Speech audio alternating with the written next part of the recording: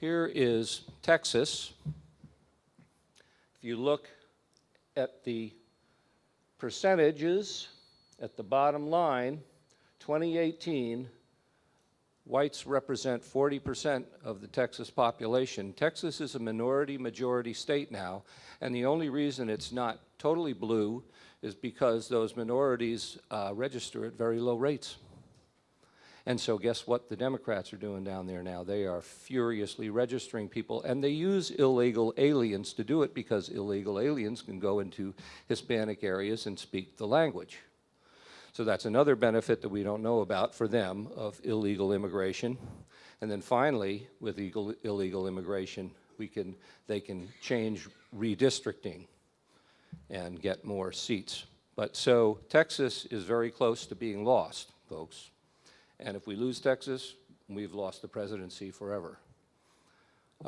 Here's Arizona and Florida, I believe. Yep. Similar situation. This gives you an insight into why things are so close. And it also gives you an insight into why they are so confident and why they're so aggressive. Because they think they're right on the cusp of winning through demographics is destiny. There's Georgia, and there's the US population. These things were unthinkable decades ago. And, you know, it's just unfortunate that so many minorities vote for the Democrats. They don't know what they're getting. They're being used.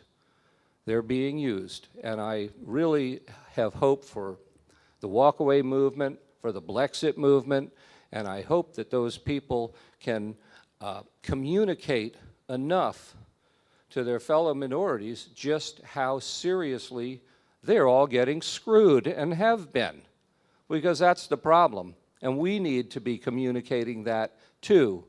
You know, Republican candidates tend to shy away from that kind of thing. We should not be doing that. I've talked, you know, I live near Baltimore, and I've talked to black folks from the inner city, and they beg us to come in and talk. They just feel helpless because it's machine politics in the inner cities, and they're helpless against it. They despise the fact that their jobs are being taken away by illegal aliens. They despise the fact that these Democrat politicians in inner cities just blow them away and just assume that they're an easy vote. And we really need to recognize that and take advantage of it. So, you know, my Indian name is Long Wind, and I've only gotten through a few of these. How much time do I have now? How much time have I squandered? Oh, I've only spent 7 minutes? Oh, I have 7 left. Oh my God. Okay. All right.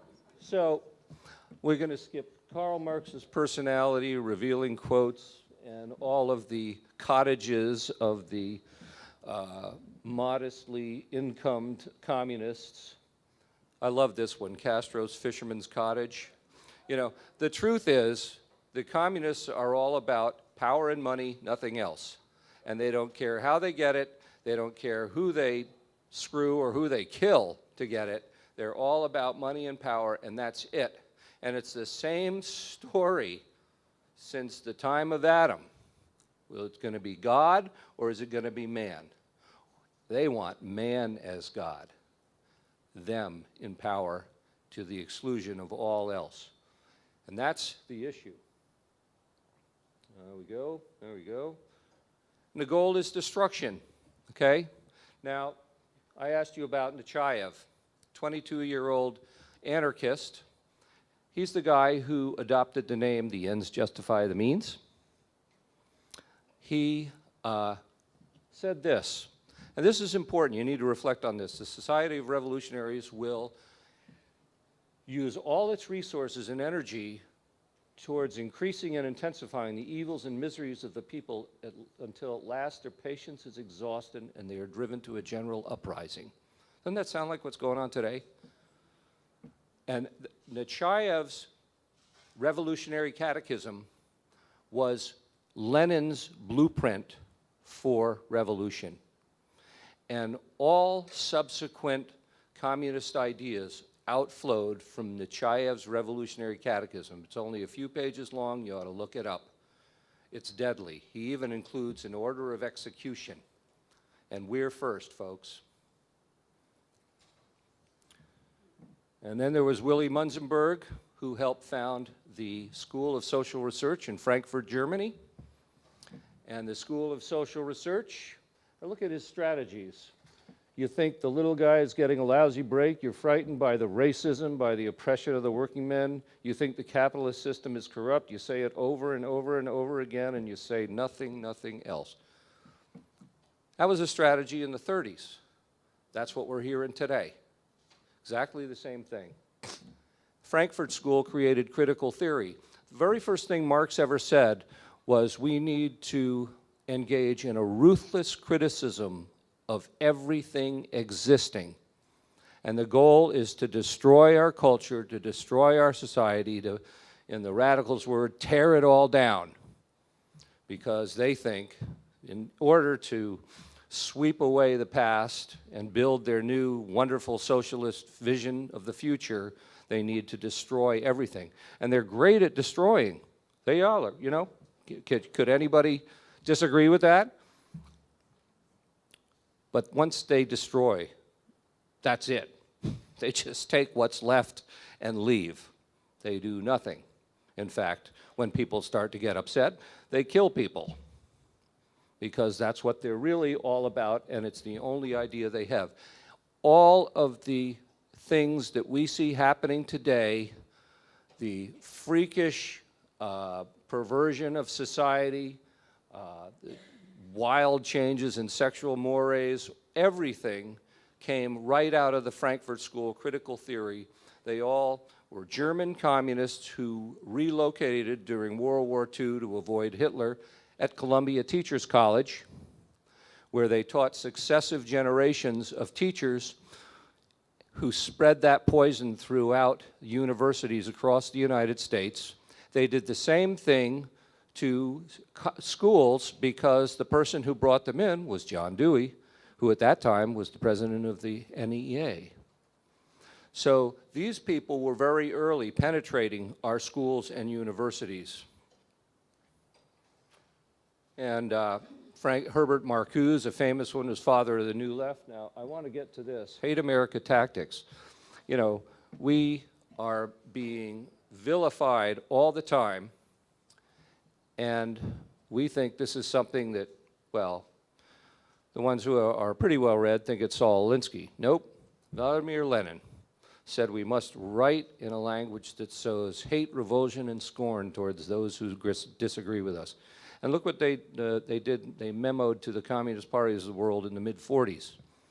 Call them all racist, haters, anti-Semites, whatever has a bad smell in the public mind, and you repeat it over and over again until it becomes truth. And so they fast-forwarded with that. Herbert Marcuse formalized that in something he called partisan tolerance. Tolerance of leftist ideas, complete intolerance of everything and anybody else. And that is what we are dealing with today. That is the rationale, that is the intellectual justification for their attempt to silence us. There was never a free speech movement at Berkeley. There was a left-wing speech at Berkeley. There was always free speech at Berkeley. Come on. And now it's come forward. The Organization for Islamic Cooperation has been working since 1998 to create half a minute. Well, I can speak anyway. You all can hear me, right? So they kept on bugging. The Organization for Islamic Cooperation is a 57-nation organization of Muslim states, second largest organization. And they began in the 90s bugging the UN to create a blasphemy laws. And Resolution 1618 was signed by Hillary Clinton in 2011. They just dropped the word blasphemy and talked about hate and xenophobia. And then after that, we come to the Migration Compact, which criminalizes any speech against migrants.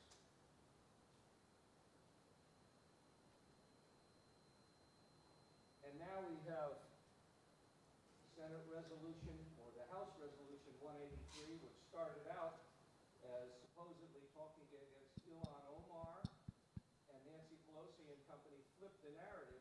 Now it's all about white supremacy, and now it's all about white supremacy and white nationalism.